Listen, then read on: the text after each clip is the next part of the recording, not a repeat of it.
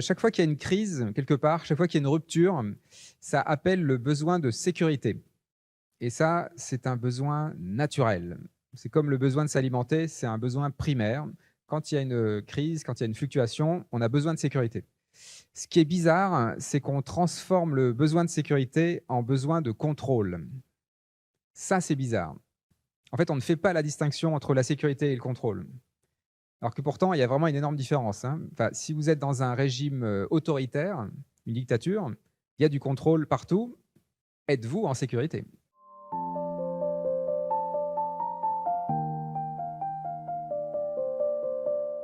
Je démarre avec, comme souvent, avec cette photo, vous voyez, une photo qui est plutôt sympathique, balnéaire, voilà. Alors pourquoi j'utilise cette photo? En fait, c'est pour illustrer ce qu'on a en tête quand on fait des projets. Quand on fait des projets, on pense que le monde est stable. Parce que je voudrais vraiment que vous réalisiez, c'est que on est dans l'idéologie du monde stable. On calcule des tendances, on calcule des KPI. Tout ça, ça fait l'hypothèse que demain sera comme aujourd'hui. Donc en fait, ça ressemble à ça, c'est-à-dire on a bien conscience qu'il y a des petites fluctuations, hein, il y a des petites vagues, quoi. Mais grosso modo, demain, cette ville, ce sera comme aujourd'hui. Bah, sauf que dans cette ville, le lendemain, il peut se passer ça. Donc c'est Valence, en Espagne en 2024, 400 litres d'eau par mètre carré en quelques heures. Et bah, ça fait énormément de dégâts. Et ben ça illustre assez bien le monde dans lequel on est entré. Nous avons quitté le monde de la continuité, nous entrons dans le monde des ruptures. Et donc, alors si je vous le dis de façon mathématique, hein, on quitte le monde de la moyenne pour entrer dans le monde de l'écart-type. Si vous voulez, c'est ça qui va nous intéresser. C'est pas tellement la tendance, la moyenne qui se déplace dans le temps, c'est plutôt les valeurs aberrantes qui vont nous intéresser, parce que c'est celles-là qui comptent. Donc c'est une illustration, mais c'est pas juste à Valence, vous aurez compris. C'est un ensemble, c'est la planète entière qui est en train de se transformer. Et donc il y a un mot pour illustrer ça, que j'utilise assez gaillardement, c'est le mot... ah, je vais revenir là. Le mot burn-out planétaire. Nous sommes dans un burn-out planétaire. C'est que pourquoi j'utilise le mot de burn-out? Parce que quand il y a un burn-out, on a aussi la cause. On sait pourquoi on est en burn-out. Un burn-out, hein, c'est causé par un excès de performance. Ben là, en fait, si vous regardez bien, si vous écoutez les infos dans les médias, voilà, ça craque de tous les côtés. Ça craque au niveau informatique, hein, les cyberattaques, les problèmes de panne, répétition, mais c'est aussi le burn-out du droit international. Je ne vous apprends rien. Et puis un burn-out écologique, évidemment, hein, nos écosystèmes qui brûlent. Alors pourquoi, c'est quoi ce burn-out? Qu'est-ce qu'on peut chercher? Quelle est la cause à chercher derrière tout ça? Je crois que j'ai un problème avec ma... voilà. Ah oui, alors là, les flèches ont un petit peu changé, mais c'est pas grave. En fait, c'est une boucle, donc il faut imaginer des flèches qui tournent. En fait, chaque fois qu'il y a une crise, quelque part, chaque fois qu'il y a une rupture, ça appelle le besoin de sécurité. Et ça, c'est un besoin naturel. C'est comme le besoin de s'alimenter, c'est un besoin primaire. Quand il y a une crise, quand il y a une fluctuation, on a besoin de sécurité. Ce qui est bizarre, c'est qu'on transforme le besoin de sécurité en besoin de contrôle. Ça, c'est bizarre. En fait, on ne fait pas la distinction entre la sécurité et le contrôle.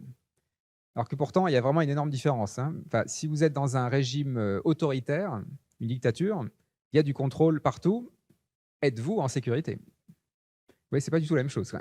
Donc, et pourtant, voilà, on pense que la sécurité, c'est du contrôle. Et donc, pour augmenter le contrôle, qu'est-ce qu'on fait? On augmente les performances. Donc, la performance, hein, je prends la définition du contrôleur de gestion parce que c'est devenu la définition de la performance dominante. La performance, c'est la somme de l'efficacité et de l'efficience. Efficacité, atteindre son objectif. Efficience, avec le moins de moyens possible. Donc, quand on est performant, on atteint son objectif avec le moins de moyens possible. Bah, quand on fait ça, on épuise les ressources. Le sprinter, hein, qui fait de la performance, il épuise ses ressources. Bah, quand on épuise les ressources, on est en train de préparer la crise suivante. Donc ça, c'est ce qu'on peut appeler le piège de la performance. C'est ce que les systémiciens appellent efficiency trap, le piège de la performance. Chaque fois qu'il y a une crise, on augmente les performances. Chaque fois qu'on augmente les performances, on prépare la crise suivante.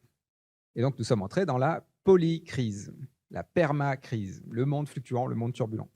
Donc ça, il ne faut pas le rater, hein. C'est qu'en fait, c'est quand même un moteur fondamental du monde dans lequel on est. Et surtout, quand on voit que quand on a des problèmes, en général, on continue à augmenter la performance. Enfin, c'est comme si vous rencontriez quelqu'un qui est en burn-out et vous lui disiez allez, fais un effort. Oui, c'est ce qu'on fait, hein. Partout, hein. On demande ça aux écosystèmes, à la société et partout.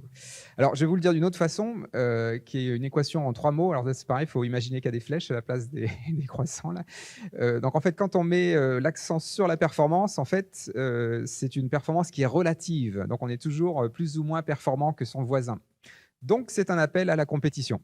Donc, la performance appelle la compétition, parce qu'on est toujours plus ou moins performant que son voisin. Et la compétition appelle la violence.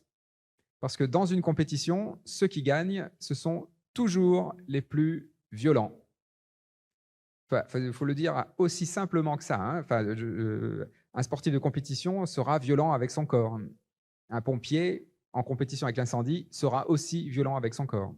Au niveau géopolitique, là, on a 3 pays qui envahissent leurs voisins, la Russie, Israël, le Rwanda. Bon, c'est 3 pays qui ont été humiliés lors de la précédente compétition.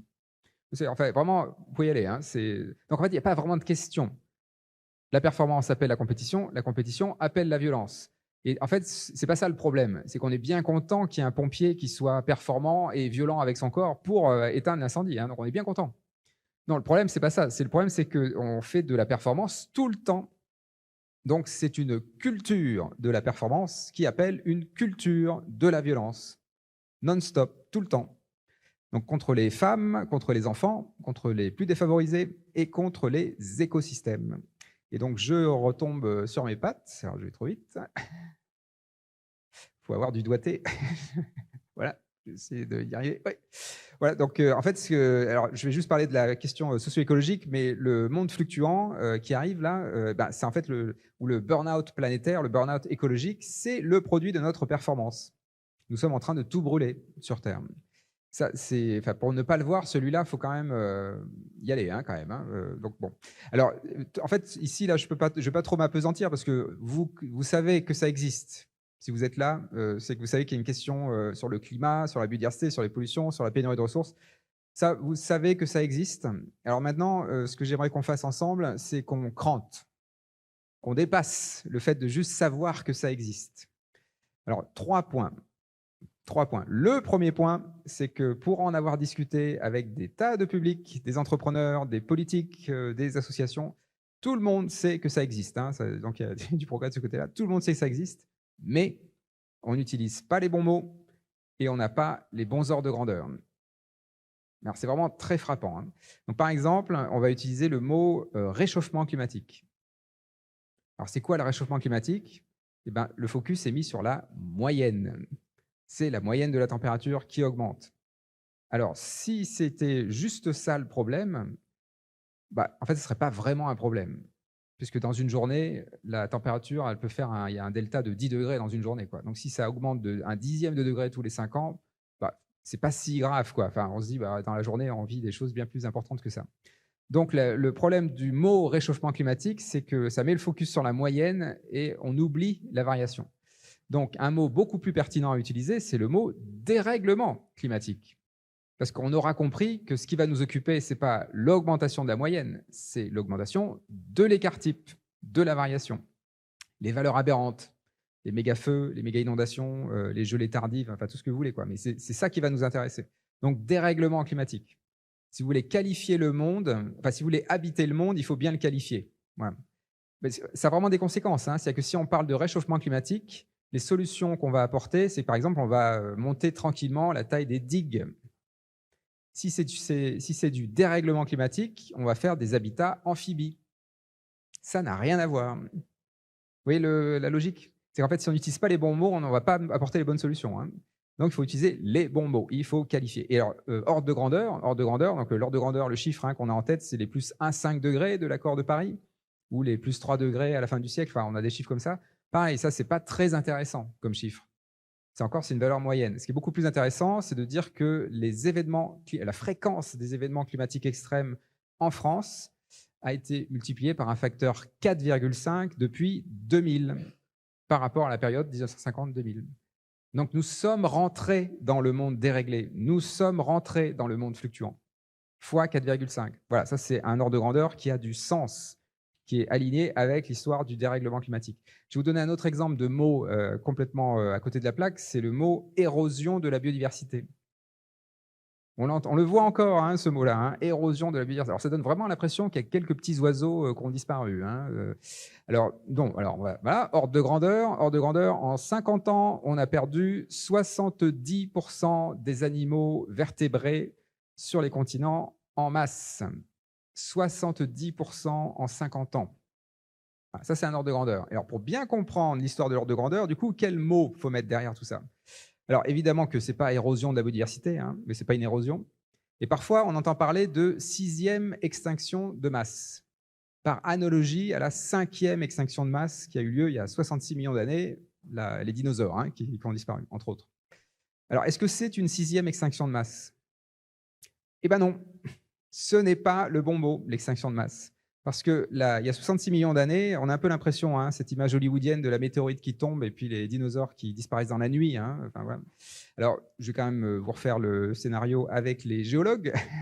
On a les scientifiques sur cette fresque au bout là-bas. Donc, avec les scientifiques, qu'est-ce qu'on voit? Eh ben, en fait, on se rend compte qu'il y a 66 millions d'années, avant que la météorite ne tombe, ça faisait déjà 300 000 ans que les dinosaures étaient en déclin. Et ça, c'était à cause des volcans du Décan, donc l'Inde actuelle, qui étaient déjà en déclin depuis 300 000 ans. Et puis, la météorite est tombée au large du Mexique. Et là, il a fallu 33 000 ans pour que les dinosaures disparaissent. 33 000 ans. Ça, c'est une extinction de masse brutale. Alors nous, ce qu'on fait là, 70% en 50 ans, c'est 1000 fois plus rapide. 1000 fois plus rapide. Donc c'est ça l'ordre de grandeur. On est 1000 fois plus rapide que l'extinction des dinosaures. Donc ce n'est pas la 6e extinction de masse, c'est la première grande extermination.